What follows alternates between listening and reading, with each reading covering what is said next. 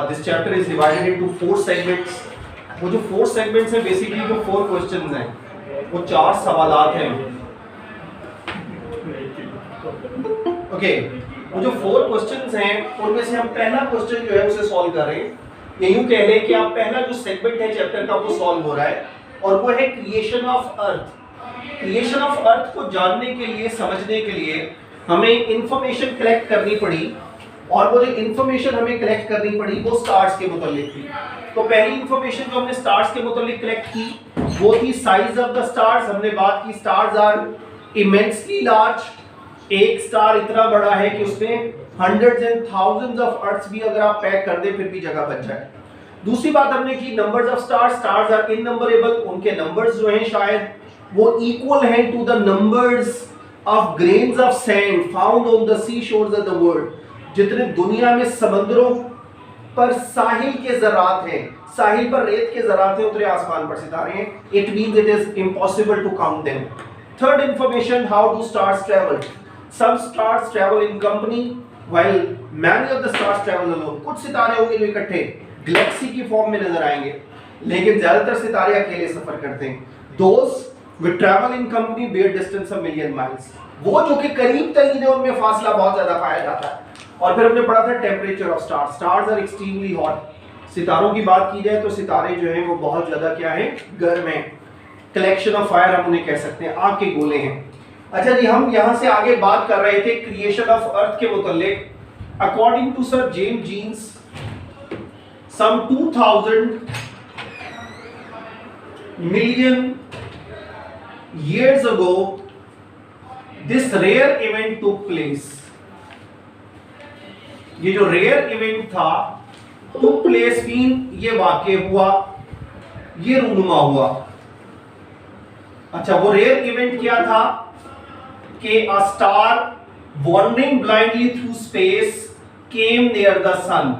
वो करीब आ गया। किसके करीब आ गया? ये होता नहीं है। क्यों नहीं होता?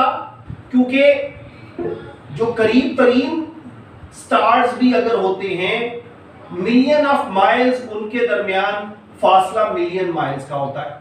लेकिन शायद ये जो इस यूनिवर्स में, इस कायनात में, ये हमारा सोलर सिस्टम जो है वो वजूद में आना था, तो ये रेयर इवेंट जो है ये हो गया कि एक स्टार मूव करता हुआ वो एक और स्टार के करीब आ गया।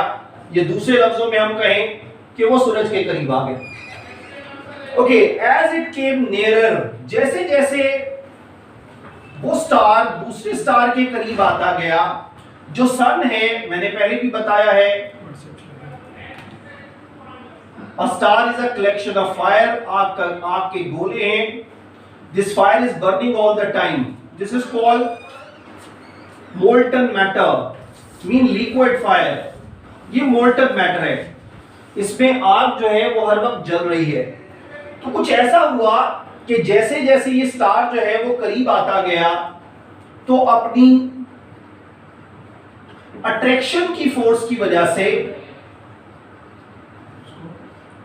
ये जो मोल्टन मैटर था, मीन लिक्विड फायर थी, इसकी वेव्स बनना स्टार्ट हो गई, लहरें बनना स्टार्ट हो गई। बिल्कुल उस तरह से बेटा जैसे आप देखते हैं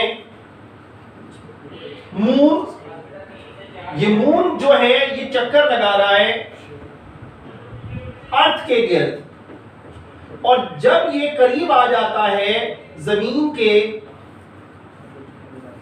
14th of moon, lunar month की 14 तारीख, जब चांद करीब आया होता है जमीन के, तो बड़ी बड़ी वेव्स जो हैं वो हमें देखने को मिलती हैं सी, समंदर पर। This is called tide and fall. इसे हम मद्दोजज़र कहते हैं। तो ये मून की अट्रैक्शन फोर्स है, और इस फोर्स, अट्रैक्शन फोर्स की वजह से जमीन पर समंदरों में तूफान आते हैं, टाइड एंड फॉल होता है। बिल्कुल इस तरह से जब ये स्टार करीब आया, सन के अट्रैक्शन फोर्स की वजह से जो लिक्विड फायर थी, मोल्टन मैटर था, उसकी वेव्स बनना स्टार्ट हो गई, लहरें बन गई। और फिर ये स्टार जब मजीद करीब आया सूरज के, ये वेव्स जो थी वो और बढ़ गई, और ये वेव्स एक माउंटेन की सी सूरत में आ गई, बिग माउंटेन, एक बड़ा सा पहाड़ बन गया। और फिर जैसे जैसे स्टार मजीद करीब आता गया, ये जो माउंटेन था ये मजीद रेज होता गया, ऊंचा होता गया, बढ़ता गया। और फिर ये मजीद करीब आ गया। जैसे आप एक बैलून को लें और बैलून को इन्फ्लेट करें, उसमें हवा भरते चले जाएं, तो एक वक्त आता है कि जब उस बैलून की कैपेसिटी खत्म हो जाती है। अगर आप फिर भी उसमें एयर को भरते चले जाएंगे तो बैलून जो है वो बर्स्ट हो जाएगा, फट जाएगा। तो कुछ ऐसा हुआ कि जैसे ही वो स्टार मजीद करीब आया, वो वेव जो माउंटेन की सी सूरत इख्तियार कर गई थी, ये माउंटेन इतना बड़ा हो गया कि हम सोच भी नहीं सकते। क्योंकि एक सितारा, अगर हम बात करें तो एक स्टार जो है वजन के लिहाज से वो इतना बड़ा है कि उसमें hundreds and thousands of earth आ सकती हैं। तो ये जो पहाड़ बना होगा, ये पहाड़ भी बहुत बड़ा पहाड़ बना होगा, गैसेस का, लिक्विड फायर का। और जैसे ये स्टार करीब आया, सूरज की कैपेसिटी जो थी वो पूरी हो गई, और ये जो मोल्टन मैटर का माउंटेन बना था लिक्विड फायर का, ये बाहर निकल गया। किससे बाहर निकल गया? सूरज से। और ये जो मोल्टन मैटर का माउंटेन था जो सूरज से बाहर निकल गया, पीसेस की सूरत में ये खला में फैल गया, और सूरज के गिर्द इन्होंने चक्कर लगाना शुरू कर दिए। क्या ये जो पीसेस थे, ये pieces, these were the pieces of the sun. क्योंकि वो जो लिक्विड फायर का माउंटेन बना था, ये बाहर निकल कर आए, और ये टुकड़े जो थे वो खला में फैल गए, और इन्होंने चक्कर लगाना शुरू कर दिए सूरज के गिर्द। ये जो पीसेस हैं, पीसेस ऑफ द सन, इन पीसेस ऑफ द सन को हम नाम देते हैं प्लैनेट्स का, सयारों का। कुछ बड़े हैं, कुछ छोटे हैं, और इन्हीं सयारों में से एक सयारा जो है वो हमारी अर्थ है, और इस सिस्टम को हम नाम देते हैं सोलर सिस्टम का। So according to sir James Jeans, ये बैंग हुआ, ये ब्लास्ट हुआ। क्या ब्लास्ट हुआ? कि वो माउंटेन जो था वो अलहदा हो गया। मोल्टन लिक्विड फायर का माउंटेन जो सूरज के अंदर पैदा हुआ था, एक स्टार के उसके करीब आने पर, करीब से गुजरने पर, जो सन था उसमें ये लिक्विड फायर का माउंटेन बाहर निकल आया, और बाहर निकलकर खला में फैल गया। और जैसे टुकड़ों की सूरत में ये खला में फैल गया, तो इसने सूरज के गिर्द चक्कर लगाना शुरू कर दिए। और ये जो टुकड़े थे सन के, इन्हें हम प्लैनेट्स कहते हैं। कुछ छोटे हैं, कुछ बड़े हैं, हमारी जमीन भी इनमें से एक है। सो ये बिग बैंग थ्योरी है जो पेश की है सर जेम्स जीन्स ने, कि हमारी जमीन जो है वो इस तरह से वजूद में आई, और ये सोलर सिस्टम जो है वो इस तरह से बना। वैसे होता नहीं है ये कि एक स्टार किसी दूसरे स्टार के करीब आ जाए, क्योंकि इनमें जो डिस्टेंस है वो मिलियन माइल्स का है। लेकिन सर जेम्स जीन्स के मुताबिक सम 2000 मिलियन ईयर अगो ये रेयर इवेंट हो गया कि एक स्टार मूव करता हुआ वो सन के करीब आया, और सन पर अट्रैक्शन की फोर्स की वजह से वेव्स बनी लिक्विड फायर की। जैसे जैसे वो करीब आता गया, वेव्स माउंटेन की शक्ल इख्तियार कर गई। वो और करीब आया तो ये माउंटेन जो है लिक्विड फायर का, ये उस सन से बाहर निकल आया, और टुकड़ों की सूरत में खला में फैल गया स्पेस में, और सूरज के गिर्द इन्होंने चक्कर लगाना शुरू कर दिए। ये जो रिवॉल्विंग पीसेस ऑफ द सन है, दीज आर कॉल्ड प्लैनेट्स, और इस सिस्टम को हम सोलर सिस्टम का नाम देते हैं। और ये प्लैनेट्स कुछ बड़े हैं, कुछ छोटे हैं, इन्हीं में से एक हमारी प्लैनेट जो है अर्थ है, जिसको हम नाम देते हैं। जी बेटा, यहां तक क्लियर हो गया? If you have any question you can ask. जी बॉयज,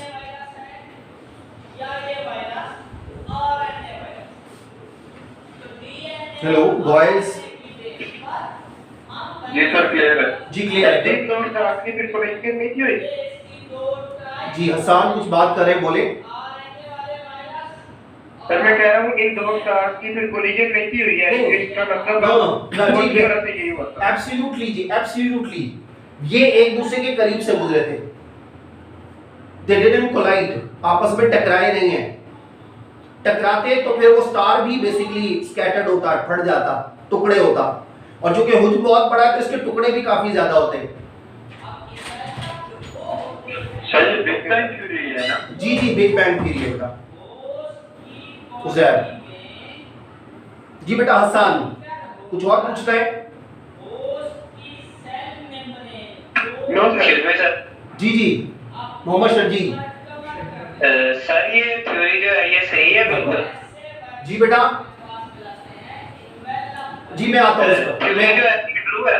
मैं आता हूँ इस पर आता हूँ बेटा, मैं अभी बात करता हूँ। जी गर्ल्स, आपको कोई प्रॉब्लम है यहाँ तक? गर्ल्स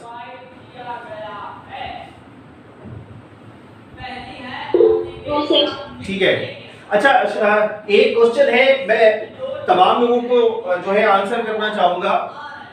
शर्जील ने क्वेश्चन किया है, क्या ये जो थ्योरी है, क्या ये थ्योरी जो है वो रियल है, फैक्चुअल है, असल है?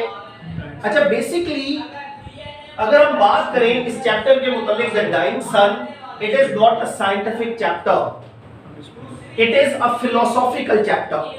अगर हम इस चैप्टर की बात करें, बेटे ये टेक्स्ट आपके सामने आ रहा है, सबको टेक्स्ट नजर आ रहा है? चैप्टर नंबर 1 का टेक्स्ट नजर आ रहा है सबको स्क्रीन पर? जी सर आ रहा है। अच्छा ठीक है, टेक्स्ट में स्टार्ट करवा दूं, लेकिन पहले मैं शर्जील का आंसर दे दूं। अच्छा, इनका सवाल था क्या ये चैप्टर जो है ये फैक्चुअल है, रियल है? मैं बात कर रहा था, अगर हम इस चैप्टर की बात करें द डाइंग सन की, तो जो डाइंग सन का चैप्टर है जो कि लिया गया है जेम्स जीन्स की famous book the mysterious universe से, ये एक फिलोसॉफिकल चैप्टर है। फिलोसफी हम कहते हैं लव फॉर विजडम, जहां पर लव फॉर विजडम, जहां पर हम actually as a matter of fact, really हकीकत में जिस चीज को हम साबित नहीं कर सकते। देखिए, सोलर सिस्टम के बनने को हम साबित नहीं कर सकते, हम इसका एक्सपेरिमेंट नहीं कर सकते कि हम दोबारा से दो सितारों को आपस में एक दूसरे के करीब से गुजारें और फिर देखें क्या और सोलर सिस्टम बनते हैं या सोलर सिस्टम नहीं बनते। ये सारा का सारा चैप्टर जो है ये बेसिकली फिलोसॉफिकल थॉट्स पर मबनी है। It would have been like this, ऐसे हुआ होगा, प्रोबेबिलिटी है, इम्कान है, हम ऑथेंटिसिटी से बात नहीं कर सकते। तो ये चैप्टर के मुतालिक क्या ये रियल है? ना तो जेम्स जीन्स ने अपनी आंखों से देखा, ना किसी इंसान ने आंखों से देखा। ये इतना अरसा पहले हुआ जब इंसान तो क्या किसी मखलूक ने वजूद नहीं हासिल किया था, ये कायनात तब बनी। मैंने कहा ना, ये चैप्टर हम फिलोसॉफिकल कॉनोटेशन से देख रहे हैं, हम इस चैप्टर को साइंटिफिक अंदाज से नहीं, क्योंकि साइंस तो बेस करती है फैक्चुअल एविडेंस पर, प्रैक्टिकल्स पर, मैटर ऑफ फैक्ट पर, रियलिटी पर। तो ये सारा चैप्टर प्रोबेबिलिटी पर है, लाइकलीहुड पर है, इस बात का इम्कान है, ये थॉट पर मबनी है। So we can say this कि ये चैप्टर एक फिलोसॉफिकल चैप्टर है, as a matter of fact या रियलिटी बेस्ड या साइंटिफिक नहीं है। जी क्लियर हुआ? जी सर। जी गुड।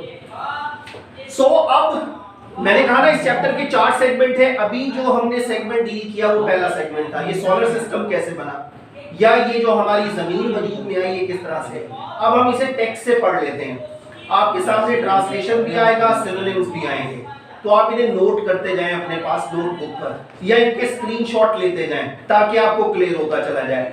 और जो बातें अभी मैंने आपको चैप्टर में एक्सप्लेन की ऑन द बोर्ड, वो आपको साथ साथ अब मैं टेक्सचुअली जस्टिफाई कर देता हूं। Let's start the text.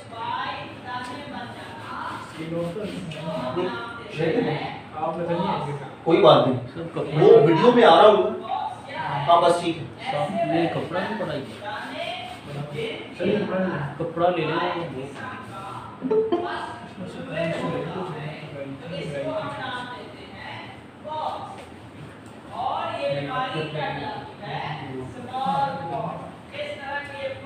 जी बेटा, इस लेक्चर में आप जब मैं टेक्स्ट पढ़ा रहा हूं तो बोर्ड यूज जो करूंगा वो बोर्ड, एक तो जब मैं इस पैराग्राफ को एंड कर लूंगा तो फिर स्क्रीन शेयर में खत्म कर आपको बोर्ड दिखा दूंगा, प्लस जो आपके पास वीडियो लेक्चर आएगा उसमें आप ये जो अभी जब मैं आपको टेक्स्ट पढ़ा रहा हूं तो जो मैं बोर्ड यूज करूंगा वो उस वीडियो लेक्चर में आ जाएगा, तो आप वीडियो लेक्चर देखकर जो है वो देख सकते हैं कि मैं साथ साथ क्या करता रहा बोर्ड पर।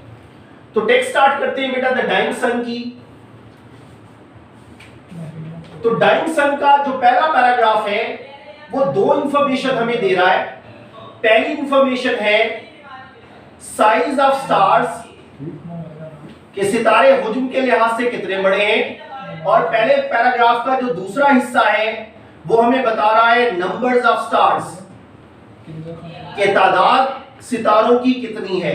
ये मैं आपको रफ इंफॉर्मेशन पहले देख चुका हूं, अब हम टेक्सचुअली बात कर रहे हैं। तो ये जो पहला पैराग्राफ है ये हमें टू इंफॉर्मेशन दे रहा है, number 1 size of star, number 2 numbers of star. Let's start the text. A few stars are known, a few का मतलब है चंद, कुछ सितारे ऐसे हैं, नोन, नोन का मतलब है फेमस, मशहूर होना, which are hardly, hardly का आगे मीनिंग दिया हुआ है बमुश्किल, bigger than the earth, यानी कि कोई भी स्टार ऐसा नहीं है जो जमीन से छोटा हो, तकरीबन सब स्टार जो हैं वो जमीन से बड़े हैं। कुछ होंगे गिन तो हम नहीं सकते सितारों को, तादाद में बहुत कम स्टार्स ऐसे होंगे जो मुश्किल बड़े हों जमीन से, बट मोस्ट ऑफ देम, असल साइज हमें यहां से पता चलता है, लेकिन most of them are so large, ज्यादातर सितारे जो हैं वो इतने बड़े हैं that hundreds of thousands of earths could be packed, कि सैकड़ों हजारों जमीनें जो हैं वो समा सकती हैं inside each, एक सितारे के अंदर, and leave room to spare, और फिर भी उस सितारे के अंदर जगह बाकी बच जाए। सो स्टार का साइज असल में ये है, ज्यादातर सितारे हुज्म में इतने बड़े हैं, साइज में, मैग्नीट्यूड में, कि सैकड़ों हजारों जमीनें भी अगर उसमें आ जाएं तो फिर भी उसके अंदर जगह बाकी बच जाए। Here and there, और बाज़ औक़ात तो we find an immense star, हमें इतना बड़ा सितारा भी मिलता है, large enough, जो इतना बड़ा होता है to contain millions and millions of earth, कि उसमें तो करोड़ों जमीनें भी समा सकती हैं। तो इतने बड़े साइज का भी स्टार कायनात में देखने को मिल सकता है। To be precise, if we conclude, we can say stars are immensely large, सितारे बहुत बड़े हैं, बड़े नहीं, काफी बड़े। सो यहां तक हाफ पैसेज हो गया, और ये हाफ पैसेज बात कर रहा था about the size of star. The very first question जो चैप्टर नंबर 1 से बनता है वो है what do you know about the size of star, and we can say stars are immensely large. ठीक है, हुज्म के लिहाज से बहुत बड़े हैं। A star is so big that it can contain hundreds and thousands of earths। जी बेटा यहां तक क्लियर हो गया टेक्स्ट से। पहले पैसेज का हाफ। जी बॉयज एंड गर्ल्स जरा फीडबैक दे दें। Yes sir. जी girls. Yes sir. Yes sir. Right, अब मैं सिनोनिम डिस्कस कर लेता हूं। नोन का मैंने अभी आपको बता दिया, known mean famous, hardly mean बमुश्किल, स्केर्सली। इसके बाद है जो नेक्स्ट टेक्स्ट हम जो नेक्स्ट पार्ट डील किया वो था स्पेयर। स्पेयर का मतलब है एक्स्ट्रा, जो बाकी बच जाए। बाकी अभी मैं डील करता हूं जो सिनोनिम आखिर में आएंगे। अच्छा इसके बाद है, अच्छा इसका कर्सर मुझे मिल जाएगा अगर मैं टेक्स्ट को साथ साथ देखकर। ओके अच्छा ठीक है। इसके बाद है एंड टोटल नंबर। बेटा यहां से second part of this passage ये हमें बता रहा है about the numbers of star. देखिए नंबर्स कितने हैं and the total numbers of star in the universe, और कायनात में जो नंबर्स हैं, तादाद है सितारों की, इस प्रोबेबली कहते हैं बेटा परहैप्स, शायद, तादाद सितारों की आसमान पर कायनात में इतनी है, something like total number of grains of sand on all seashores of the world। बताया था ना बेटा मैंने कि इसका हमारी जमीन पर 71% पार्ट जमीन का समंदरों पर मबनी है। समंदर जहां खत्म होते हैं साहिल है। साहिल मीन बीच, जो रेत के बने हैं। रेत को देखें तो वो ग्रेन्स की बनी है। तो जितने दुनिया के 7 समंदरों पर साहिल हैं, वहां पर जो रेत है उसके जितने ज़रात हैं आसमान पर उतने सितारे। तो ये हमें इंफॉर्मेशन मिल गई about the numbers of the stars, के कायनात में सितारों की तादाद कितनी है। Such is the littleness of our home in space. अब हम अपना मवाजना करें कायनात के साथ। तो हम अगर देखें अपने आप को, स्टार जो है एक डॉट नजर आता है हमें रात के वक्त, और हमारी जमीन से वो लाख गुना ज्यादा बड़ा है। तो हमारी जमीन प्लैनेट अर्थ कितना बड़ा होगा इस कायनात में, ना होने के बराबर। और उस पे हमारा घर कहाँ है, शायद हम सोच भी नहीं सकते, नजर ही ना आए। When measured up, जब हम मवाजना करते हैं, measured up मीन कंपेयर करते हैं, जब हम इसे against the total substance, substance कहते हैं बेटा मैटर, मैटर बॉडी। जब हम कायनात के जिस्म के साथ जमीन के जिस्म को का मवाजना करते हैं तो हमें पता चलता है जमीन तो ना होने के बराबर है, और उस जमीन पर हमारा घर समझे है ही नहीं। So that was passage number 1। It has given us two basic informations, वो थी about the size of the stars and about the numbers of the stars. Synonym देखें, a few, few mean some, not many, तादाद में ज्यादा ना हो। Hardly, hardly का मतलब है scarcely, by no means, barely, बमुश्किल, ओनली जस्ट। पैक्ड का मतलब है कंटेन्ड, मुश्तमिल होना, प्लेस्ड। लीव का मतलब है रिमेन, लास्ट, कंटिन्यू। रूम का मतलब है स्पेस, एरिया, टेरिटरी। इमेंस का मतलब है enormous, huge, massive, very large, बहुत बड़ा। और सब्सटेंस का मतलब है मैटर, बॉडी, मटेरियल, मास। जी बेटा पैसेज 1 क्लियर? Yes sir. जी गर्ल्स? Clear sir. जी ठीक है गर्ल्स।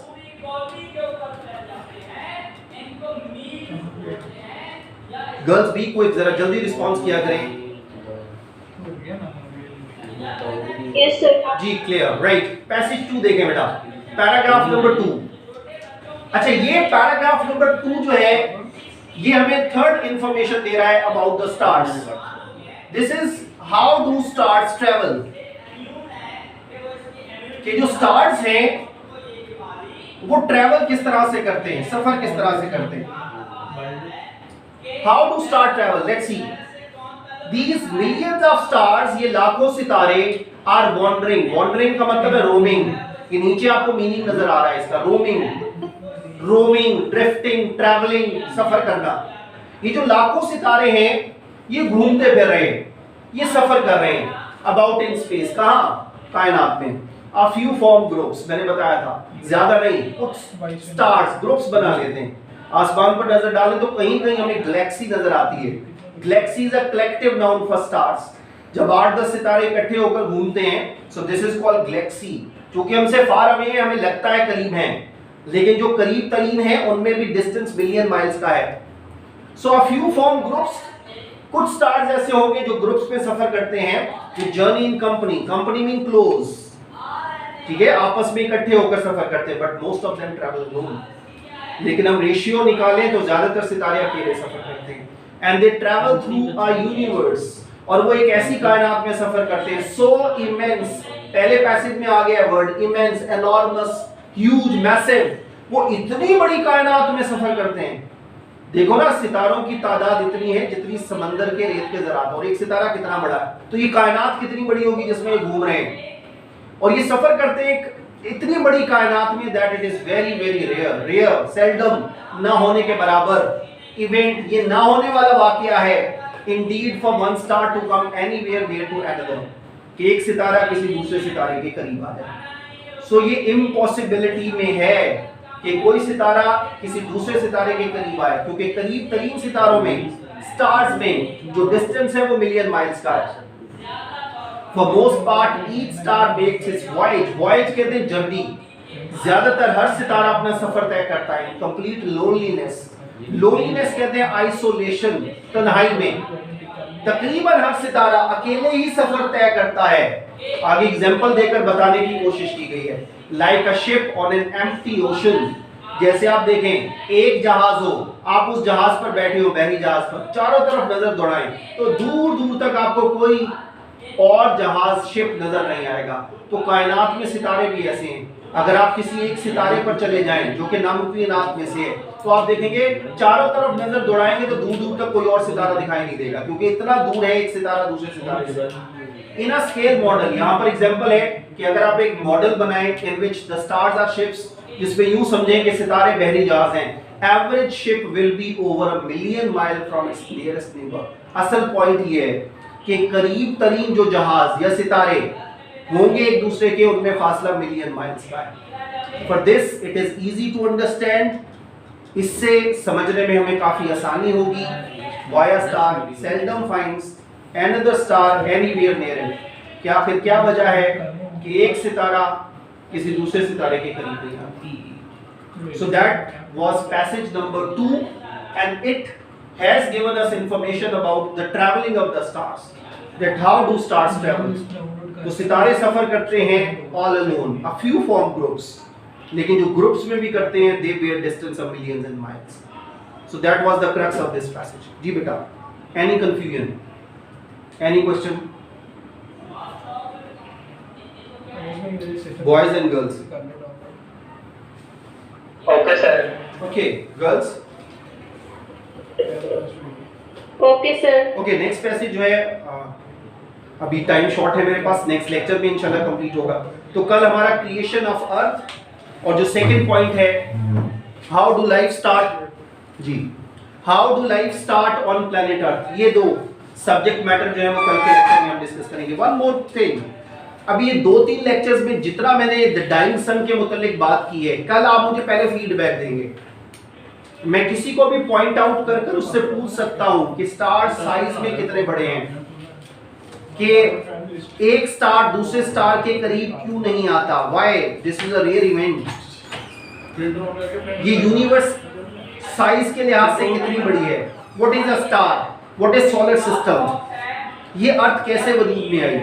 तो ये मैंने अभी आपको कितने क्वेश्चन गिनवा दिए हैं, तो ये जो मैंने आपको डिफरेंट क्वेश्चंस गिनवाए हैं, इसी तरह से कोई भी क्रिएटिव क्वेश्चन मैं आपसे पूछ सकता हूँ। सो बी रेडी, अपने सारे कॉन्सेप्ट्स क्लियर कर लें। जी बेटा, ठीक हो गया या कोई सवाल है? जी सर। Okay okay good.